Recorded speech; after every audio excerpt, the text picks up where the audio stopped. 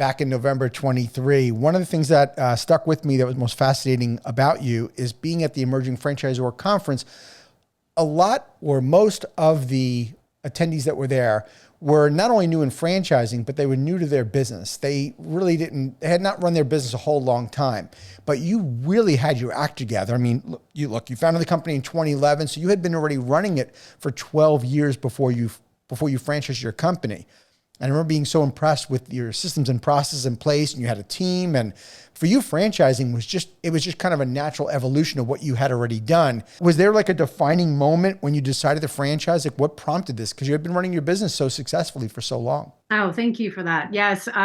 Yeah, I mean, it definitely, I believe that our history, our team, our systems, our processes is a huge differentiator for us. And it was something that we had been in business for 12 years before going down the franchise road. Mm-hmm. And we also had been running as an independent company with lots of employees in 3 states for over a decade.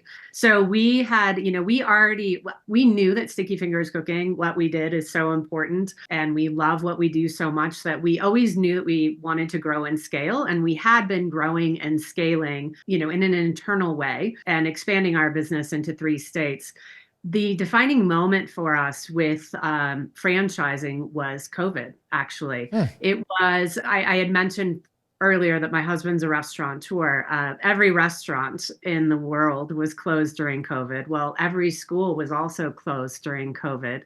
So we never worked harder in our lives and really scrambled to do everything that we possibly could to not only keep our businesses afloat, but to pivot and to figure out how we could help the community, and really kind of looking internally into my leadership and looking at Sticky Fingers Cooking.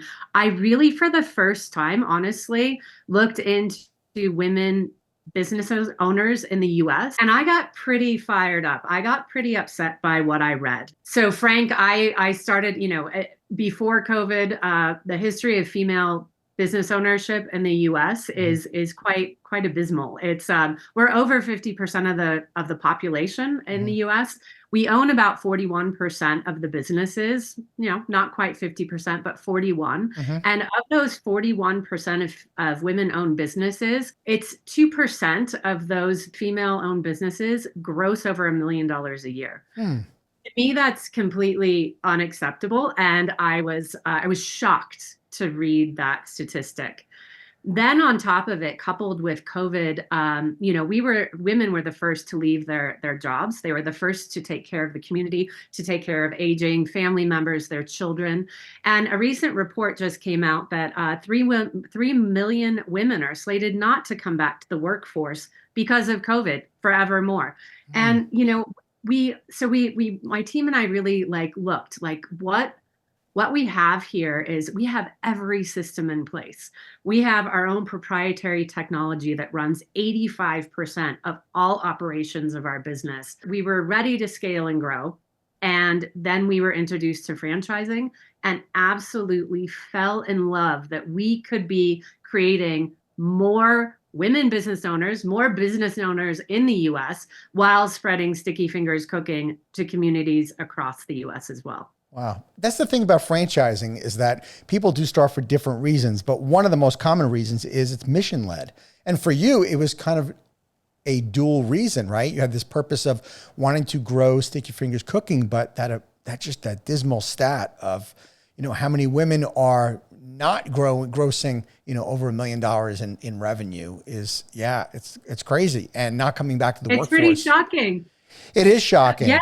I mean, we're founded and a homegrown company that is a social enterprise, and then to also be able to grow it through franchising and to see dreams come true. I mean, we are a new franchise brand. We're not new to business, but a new franchise brand. And to see our franchise owners, and we just had our very first franchise owner, Allie, in Austin, Texas. Yesterday, she celebrated her year anniversary. That's awesome. Her life and her family's life has completely transformed. Isn't it amazing? Catching the franchise bug. I mean, It is just amazing, and one of the ways that Allie surprised us by thanking us is she came to a franchise expo in Houston, Texas. It Hmm. was 2 weeks ago. She showed up with one of her employees, and she stayed all weekend talking to Wow. people that were interested in a Sticky Fingers cooking franchise, and she was on her feet for 10 hours a day and didn't stop talking to people. And That's just amazing. that alone, I mean, so she is also so excited about her life and how her life has been transformed that she wants to share that with other people. That's beautiful. I think that the biggest shock for me in franchising that catches us all off guard as founders is that when we start our brand, you started your brand because your love of cooking. I started my brand for the love of sports. And then we found out that the impact we were making on people wasn't even something that was even on our radar when we first started.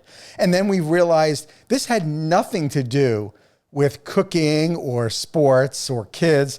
This has everything to do with changing people's lives, giving them an opportunity to live their dream. And we didn't see that coming. Nobody does. That's absolutely beautiful. It gave me chills. I couldn't say it better myself. Thank you for tuning into the Emerging Franchise Brands podcast. For additional insights, guest applications, and to stay connected, visit us at efbpodcast.com. The Emerging Franchise Brands podcast is for entertainment purposes only, and the views expressed do not necessarily represent those of Emerging Franchise Brands, its host Frank Fumey, or Emerging Franchise Group LLC. Any discussed franchise or investment opportunity requires thorough investigation, obtaining proper disclosure documents, and expert consultation before making any investment decisions. The podcast and its host do not offer professional advice or endorsements, and they hold no responsibility for actions, representations, accuracy, or consequential damages related to the podcast content.